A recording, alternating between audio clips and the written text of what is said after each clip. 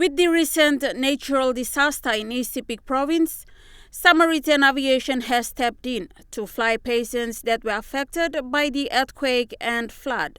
This non-profit Christian organization uses airplane to land both on land and on water to serve the people in remote areas of the province. Then we also work with disaster relief, where we're working even recently with the flooding that's happening in the Sepik right now. They've had the most flooding they've had in over 20 years this year. And so responding to people doing flood assessments with the government. Last week, Governor Byrd went out with us to do a flood assessment. And then also we even had earthquakes in the last couple weeks on the Sepik. And so flying in patients that are injured from the houses falling down.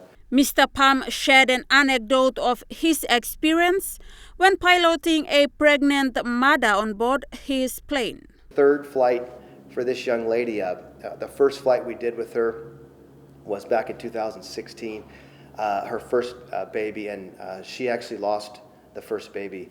But we were able to save her life. And then 2017 or 18, we flew her in again, and she had a emergency surgery, and her baby and her both lived. And then we've picked her up again for her third baby, and she ended up having that baby in the airplane.